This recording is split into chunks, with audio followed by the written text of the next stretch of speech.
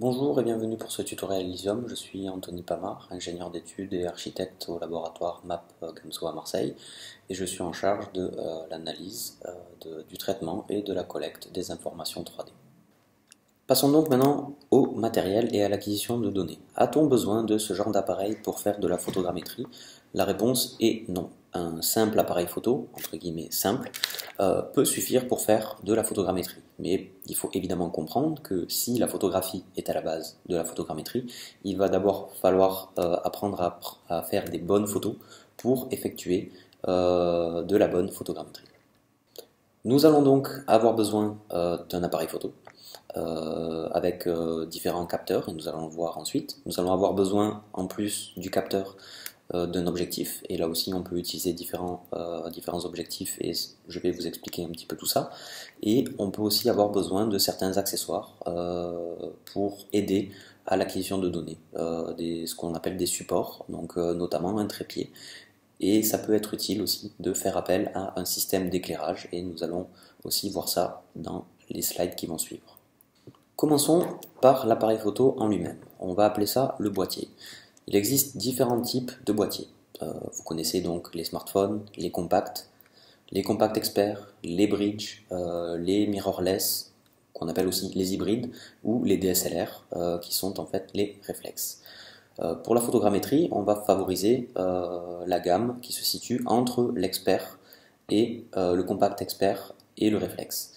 Une des composantes caractéristiques et primordiales du boîtier de l'appareil photo est son capteur. Et ce qui est important pour la photogrammétrie, c'est non pas le nombre de mégapixels, mais c'est en fait la taille du capteur. Plus le capteur est grand, mieux il va capter la lumière. Et donc, par conséquent, on aura une meilleure restitution du signal lumineux et donc, par conséquent, de la photogrammétrie. Il existe aussi différentes technologies, donc il existe les capteurs CMOS, les capteurs X-Trans ou Foveon, et il convient d'utiliser la technologie la plus adaptée aux conditions de prise de vue. Le deuxième élément qui compose un appareil photo est donc l'objectif. L'objectif est relié à une longueur focale, et c'est ce qui est une grande force de la photogrammétrie, contrairement à un laser terrestre, c'est qu'il suffit de modifier cet objectif, donc de changer la longueur focale pour modifier le cadrage et donc la distance à l'objet, et c'est ce qui donne à la photogrammétrie une certaine flexibilité et qui permet de relever des objets de plus ou moins grande dimension et de s'adapter à beaucoup de contextes. Puisque la photogrammétrie est donc basée sur une bonne qualité d'image, cette bonne qualité d'image est aussi obtenue par la qualité de l'objectif. Donc on va toujours préférer de travailler avec ce que l'on appelle des optiques de qualité. Du point de vue de la photogrammétrie, puisque nous l'avons vu, on va avoir besoin de calibrer l'objectif et que nous sommes basés sur un modèle sténopé, donc avec un système de projection en perspective, il y a une plage de focale qui est plus ou moins recommandée pour l'acquisition en photogrammétrie. Entre 20 et 85 mm. En fait, ce que l'on va faire, c'est éviter les extrêmes. Donc d'une part, les optiques que l'on appelle fisheye parce qu'il y a beaucoup de déformations et que ces déformations sont du coup assez délicates à reconnaître dans un processus de bundle adjustment.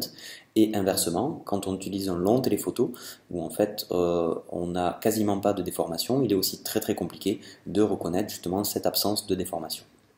On peut utiliser différents types d'objectifs. On va préférer par contre ne pas utiliser les zooms et préférer ce que l'on appelle les optiques à focale fixe, puisqu'en fait leur construction optique est optimisée pour faire des bonnes images avec cette longueur focale, alors que les zooms sont obligés de faire des compromis. Dans certains cas, on peut utiliser différents types d'objectifs. Certaines ont des spécifications. Par exemple, pour les petits objets, on va préférer utiliser des objectifs dits macro. Finalement, on peut s'équiper aussi d'une série d'accessoires, en fait tous les accessoires qui vont nous aider à nous permettre de prendre une photo dans des bonnes conditions. Donc par exemple un trépied peut être utile pour stabiliser la prise de vue ou travailler dans des conditions de faible luminosité. S'équiper d'une tête ou d'une rotule permet aussi de manipuler beaucoup plus rapidement l'appareil photo et donc aller chercher des angles sans forcément devoir le manipuler avec certaines difficultés. On a aussi de plus en plus d'accessoires qui conviennent à la pratique de la photogrammétrie, qui en fait assistent le déplacement, qui permettent de calculer ou en tout cas de reproduire des acquisitions beaucoup plus facilement. On va aussi penser à s'équiper de panneaux LED, par exemple quand on travaille dans des conditions lumineuses difficiles, en intérieur, etc.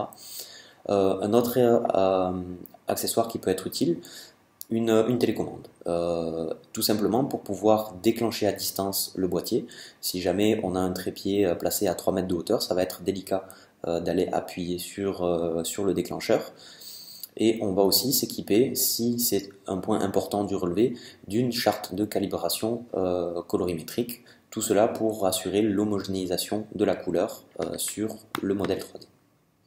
Donc si la photogrammétrie est avant tout une bonne pratique de la photographie, comment peut-on faire une bonne acquisition photogrammétrique? En fait, il convient de respecter différents types de contraintes. Donc nous avons premièrement le respect des contraintes photographiques.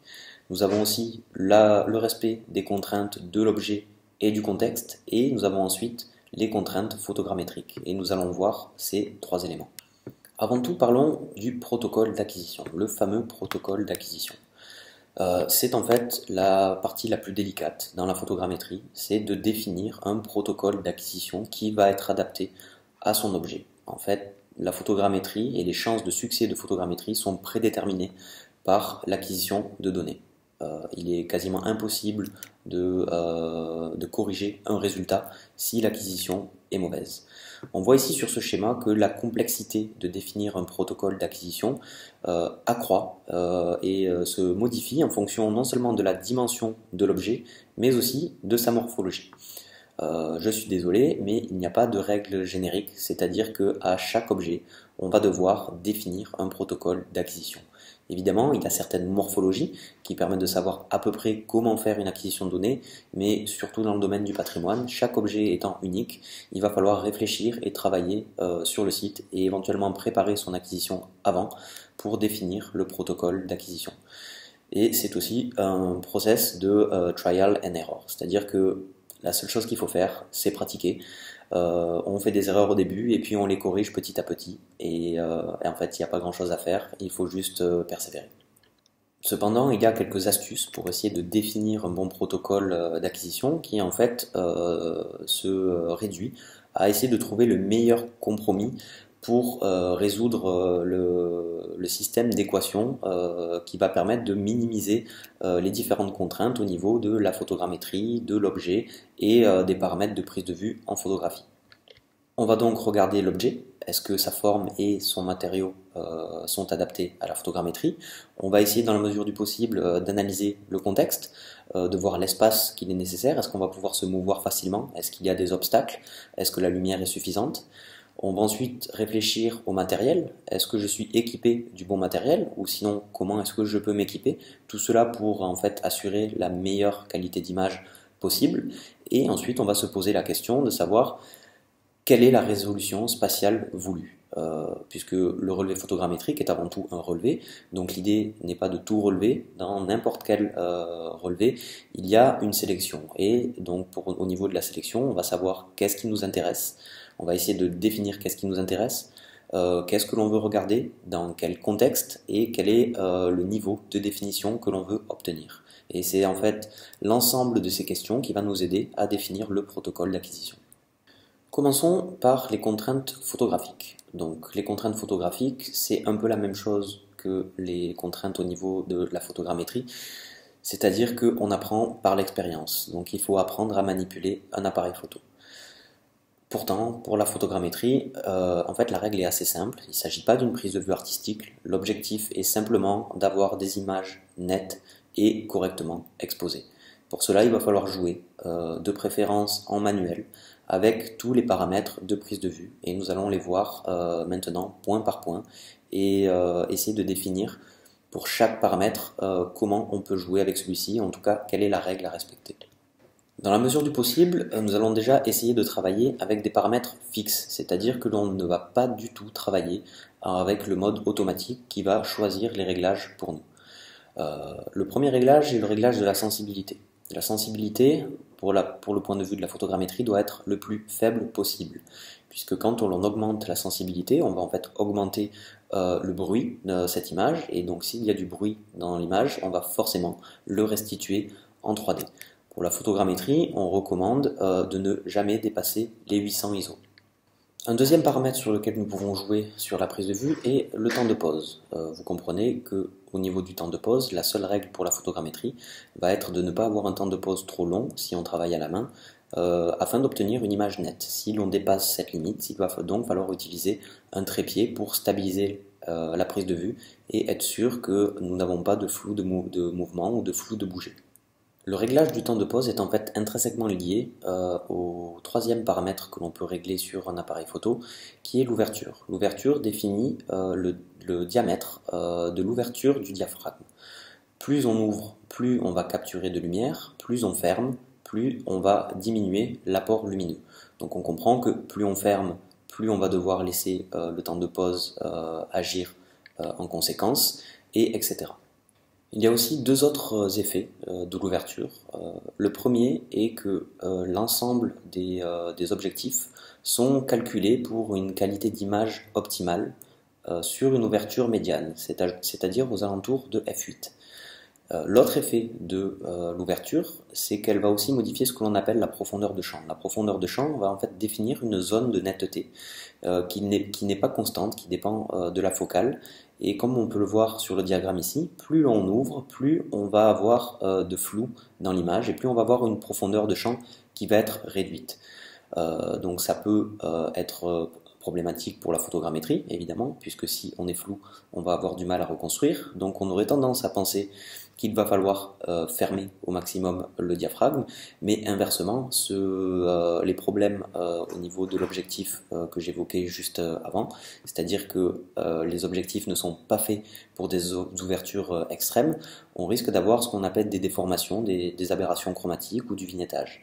Pour la photogrammétrie, en fait, travailler aux alentours de f8 avec un petit peu de lest, c'est-à-dire travailler au 5.6 ou f11, n'est pas problématique, mais on va essayer vraiment d'éviter les ouvertures extrêmes. Il faut aussi bien penser à fixer ce que l'on appelle la balance des blancs. La balance des blancs va en fait définir la teinte qui va être donnée à l'image. Si on est en mode automatique, à chaque prise de vue, la gestion des couleurs va être interprétée par le boîtier et on va avoir un rendu colorimétrique différent sur toutes les images. Et cela peut poser des problèmes au niveau de la mise en correspondance des images, mais surtout au niveau de la restitution en 3D où on risque d'avoir des variations. Pour garantir la netteté de l'image, on va aussi évidemment agir sur la mise au point avec ce que l'on appelle le focus. Et on va faire le focus sur l'objet ou sur la zone de l'objet qui nous intéresse. Il faut juste faire attention au niveau de la photogrammétrie à ne pas trop utiliser l'autofocus dans le cas où on a de fortes variations de la distance à l'objet ou de la profondeur de l'objet. Tout simplement pourquoi ?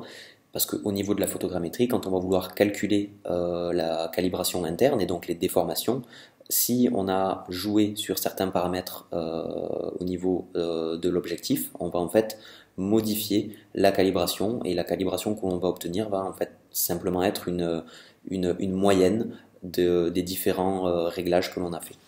On va aussi préférer travailler en format RAW. Le format RAW est en fait le négatif numérique. À la différence du JPEG qui va directement calculer une composante en rouge, vert et en bleu pour créer une image, le RAW va en fait enregistrer le signal qui a été reçu dans chacun des photosites qui composent le capteur, et cela veut dire qu'on peut avoir en termes de traitement d'image plus de possibilités de modifier l'image, donc c'est-à-dire éventuellement de corriger un petit défaut d'exposition, mais tout cela en fait sans altérer la qualité de l'image. Donc on préfère faire une acquisition en RAW pour se prémunir de certains problèmes que l'on peut avoir lors de l'acquisition de données. Par contre, ce n'est pas forcément utile d'effectuer le calcul photogrammétrique sur les fichiers RAW qui sont très volumineux. Il y a ensuite les contraintes qui sont imposées soit par l'objet, soit par l'environnement de cet objet. Au niveau de l'objet, nous avons vu que pour la photogrammétrie, tout se base sur la détection de points homologues. Évidemment, un objet qui n'a donc pas de texture ne sera pas adapté à la photogrammétrie puisque dès la première étape, il sera impossible au niveau du traitement pour l'algorithme de reconnaître un point blanc à côté d'un autre point blanc. On peut aussi avoir des problèmes avec les objets qui ont une certaine réflexion ou de la transparence, tout simplement parce que les rayons de la lumière vont se retrouver décalés, et ce qui fait que sur les points de vue, on ne pourra pas reconnaître les points homologues qui ne seront pas placés directement au même endroit. On va essayer dans la mesure du possible de faire en sorte de cadrer l'objet. Tout simplement pourquoi? Si on cadre l'objet sur simplement une infime partie, en fait on va utiliser seulement peut-être un dixième ou un vingtième de pixels utiles. Et par conséquent, on va avoir beaucoup de problèmes à faire la mise en correspondance des images et à les spatialiser. On va aussi penser à orienter l'appareil photo de manière cohérente avec la forme de l'objet. Encore une fois, on n'est pas dans une prise de vue artistique, donc même si l'objet nécessite de temps en temps d'avoir une prise de vue avec la caméra qui est orientée en diagonale à 45 degrés, ce n'est pas un problème.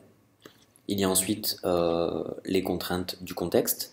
En premier lieu, la lumière. Il faut évidemment que la lumière soit diffuse, homogène pour bien éclairer l'objet, sinon on va aussi reconstruire les ombres portées. Et évidemment, on va essayer, dans la mesure du possible, d'avoir une lumière constante et de ne pas faire bouger l'éclairage au moment de l'acquisition, puisque du coup les ombres vont bouger et ça peut entraîner des incohérences et de l'incertitude au niveau de la reconstruction. On va aussi éviter, dans le contexte, tous les éléments parasites. Donc les obstacles, les personnes qui bougent, ou ce genre d'éléments qui vont en fait qui ne sont pas utiles à la reconstruction et qui au contraire peuvent en fait faire agir comme des parasites et empêcher la reconstruction en 3D.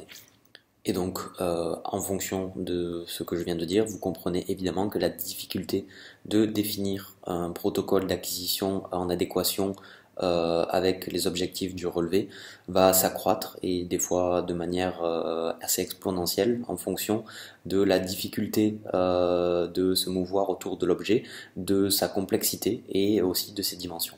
Nous allons donc finir avec les contraintes inhérentes à la photogrammétrie. La première chose à penser, c'est que c'est la caméra qui bouge et non pas l'objet.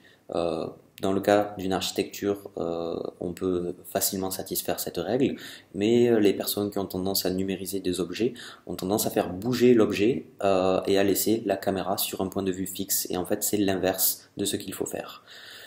Pour avoir une bonne reconstruction en 3D, un point doit être vu au moins sur deux images. Donc on comprend bien sur le schéma juste ici que entre l'emprise de la photo A et l'emprise de la photo B, une partie n'étant vue que sur la photo A, il est impossible de reconstruire en 3 dimensions la zone qui est vue uniquement sur la photo A. On peut aussi introduire une deuxième cause. C'est aussi qu'au niveau de la photogrammétrie, c'est un principe mathématique et très commun. Pour reconstruire un point, on a besoin effectivement de seulement 2 images, mais pour avoir la certitude que ce point est bien reconstruit, il est en général préférable que ce point soit vu sur 3 images. C'est la raison pour laquelle on insiste pour avoir un recouvrement de 2/3. Dans le cas où on fait une acquisition, par exemple sur une peinture murale ou sur une façade, et dans ce cas-là, il est difficile d'introduire, comme l'on disait, la translation et la rotation, on va essayer d'avoir un recouvrement qui est au-delà de 60% et qui va aller jusqu'à 75 voire 80%. 2 dernières préconisations. Il est toujours mieux, une fois qu'on est sur le site, de prendre plus que pas assez de photos, certes, mais il faut aussi faire attention à ne pas prendre beaucoup trop de photos. Ça ne sert à rien pour numériser un petit objet de prendre 2 ou 3 000 photos. Donc il faut faire attention. Par contre, ce qui peut être utile, et surtout si vous débutez, c'est de faire une première acquisition, et une fois que vous êtes sur le site ou face à l'objet, de faire une deuxième acquisition et éventuellement une troisième. Vous allez voir que vous allez apprendre face à cet objet, vous allez le regarder d'une manière différente, et votre connaissance de l'objet va changer, et vous allez vous rendre compte que vous avez oublié une photo à tel endroit et à tel endroit. Donc si vous débutez, pensez plutôt que de prendre beaucoup plus de photos, telles que le préconisent certains sites ou certains forums, il est en fait plus intéressant de reproduire une acquisition pour apprendre un petit peu mieux sur l'objet et sur les prises de vue en photogrammétrie. Je vous souhaite maintenant une bonne pratique, courage et persévérer. N'hésitez pas à revoir et à revenir sur ce tutoriel. Il y en aura d'autres qui vont suivre et il y en aura aussi d'autres qui seront directement dédiés à des cas d'études spécifiques où l'on fera une acquisition en live ou en tout cas on discutera de manière un petit peu plus interactive sur comment on peut faire l'acquisition d'un objet en particulier, quelles sont les questions à se poser quand on veut faire un relevé photogrammétrique. Merci et à bientôt.